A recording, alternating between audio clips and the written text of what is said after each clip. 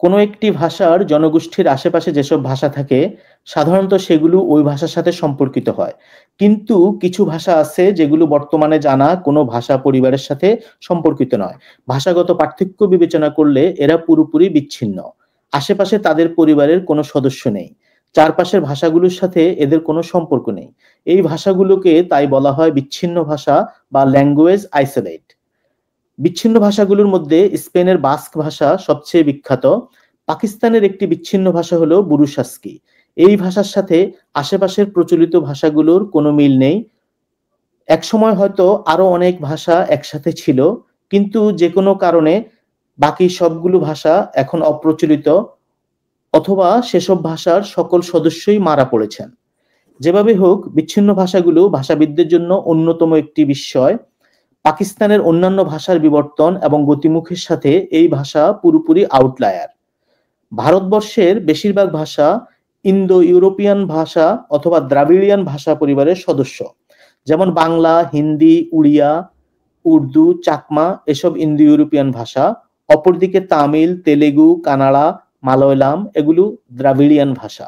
এর বাইরে Austro Asiatic ভাষা যেমন মুন্ডা এবং চীনা তিব্বতী ভাষা আছে, যেগুলো পরস্পরের সাথে সম্পর্কিত। কিন্তু বুরুশাস্কির সাথে আশেপাশে প্রচলিত ইন্দো ইউরোপিয়ান কোনো ভাষার সাথে মিল নেই। স্থানীয়দের কাছে বুরুশাস্কি ভাষা মিশাস্কি ভাষা নামে পরিচিত। এই ভাষা প্রধানত পাকিস্তানের উত্তর পশ্চিমাঞ্চলের গিলগিট বালতিস্তান এলাকার হুঞ্জা, নগর এবং ইয়াসিন উপত্যকার ভাষা। পাকিস্তানের একেবারে উত্তরে পাক অধিকৃত কাশ্মীরে গিলগিট বালতিস্তান নামক জায়গার অবস্থান। কারাকোরাম পশ্চিম হিমালয়, পামির ও হিন্দুকুশ পর্বতশ্রেণী দিয়ে ঘেরা ছবির মতো সুন্দর এই প্রদেশের উত্তরে আছে নয়নাভিরাম হুঞ্জা উপত্যকা। উপত্যকাটির একদিকে আফগানিস্তানের ওয়াকান করিডোর ও অন্যদিকে চীনের সিনজিয়াং এলাকা। নৈসর্গিক সৌন্দর্যের জন্য হুঞ্জা উপত্যকা পৃথিবী বিখ্যাত। অফিসিয়ালি ঠিক কত মানুষ এই ভাষায় কথা বলে তার কোনো রেকর্ড নেই। গবেষকদের মতে প্রায় 1 লাখ মানুষ বুরুশাস্কি ভাষায় কথা বলে। তার উপর ইয়াসিন অঞ্চলের ভাষার সাথে নাগর এবং হুঞ্জা অঞ্চলের ভাষার ডায়ালেক্টের পার্থক্য আছে। বুরুশাস্কি অঞ্চলে ইন্দো ইরানিয়ান, তিব্বতী বার্মিজ এবং আলতাইক ভাষা পরিবারের সদস্যদের উপস্থিতি দেখা যায়, যে কারণে বুরুশাস্কি ভাষা ফার্সি, আরবি, উর্দু, বাল্তি, ওয়াকি এবং কাশ্মীরি ভাষার দ্বারা প্রভাবিত হচ্ছে। ফলে বর্তমানে নেটিভ বুরুশাস্কি মানুষেরা সবাই অন্তত 2টি করে ভাষা জানে। তারা বুরুশাস্কির সাথে উর্দু, ওয়াকি, কাশ্মীরি, বাল্তি এর যে কোনো ভাষায় মত বিনিময় করতে পারে। তবে পাকিস্তানের রাষ্ট্রভাষা উর্দুর চাপ সবচেয়ে বেশি। নতুন জেনারেশনের অনেকে শুধু উর্দু শিখছে। বুরুশাস্কি ভাষা তারা কোনো রকমে কাজ চালানোর মতো জানে। বুরুশাস্কি ভাষার উৎপত্তি এবং ভাষাভাষীদের জিনগত বিশ্লেষণ নিয়ে অনেক বিতর্ক আছে। এই ভাষার অরিজিন নিয়ে অনেক গবেষণা হয়েছে। কারো কারো মতে বুরুশাস্কির সাথে বাস্ক এবং ককেশিয়ান ভাষা পরিবারের মিল আছে। অনেকে একে ইন্দো ইউরোপিয়ান ভাষার সাথে মিলাতে চেয়েছেন, বিশেষ করে বলকান অঞ্চলের ভাষার সাথে মিল খোঁজার চেষ্টা করেছেন। কিন্তু এসব গবেষণার কোনোটাই বুরুশাস্কি ভাষাকে মানুষের জানা কোনো ভাষার সাথে সম্পর্কিত করতে পারেনি। বুরুশাস্কি যেহেতু লিখিত রূপ নেই, সেজন্য এই ভাষা এখন বিলীন হবার মুখে।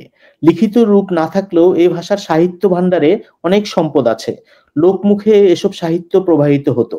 উর্দু এবং ফার্সি ভাষার সংস্পর্শে এসে বুরুশাস্কি ভাষায় অনেক কাসিদা এবং ইসলামী ধর্মভিত্তিক সঙ্গীত রচিত হয়েছে। বর্তমানে অনেক বুরুশও বুরুশাস্কি ভাষার এসব সম্পদকে রক্ষণাবেক্ষণ এবং ডকুমেন্টেশনের প্রয়োজনীয়তা বোধ করছেন, কারণ বয়স্ক জনগোষ্ঠী মারা গেলে এগুলো চিরতরে হারিয়ে যাবে। বিচ্ছিন্ন ভাষাগুলোর সবার পরিণতি একই রকম, বিলীন হবার মুখে। বেশিরভাগের অবস্থা সঙ্গীন। এখন অল্প কিছু মানুষ এসব ভাষায় কথা বলে।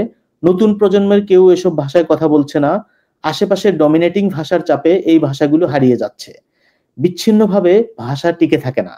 বিচ্ছিন্ন ভাষার চারপাশের অনাত্মীয় ভাষার চাপে প্রথমে ক্রেওলাইজেশন হয়, তারপরে একসময় নতুন ভাষার সৃষ্টি হয়, অথবা প্রতিবেশী শক্তিশালী কোনো ভাষার উপভাষাতে পরিণত হয়। আত্মীয় পরিজন আবৃত হয়ে না থাকলে মানুষের ভাষা টিকে থাকে না। মুখের ভাষায় প্রবাহিত এসব ভাষার জীবনকাল শেষে কয়েকজন মানুষের জীবনের উপর নির্ভর করে। তাদের সাথে এই ভাষাগুলিও হারিয়ে যায়। বুরুশাস্কি হয়তো একসময় উর্দুর ভেতরে হারিয়ে যাবে। তবে এসব ভাষা সম্পূর্ণভাবে হারিয়ে যাবার আগে রেকর্ড এবং ডকুমেন্টেশন করা খুবই জরুরি কাজ।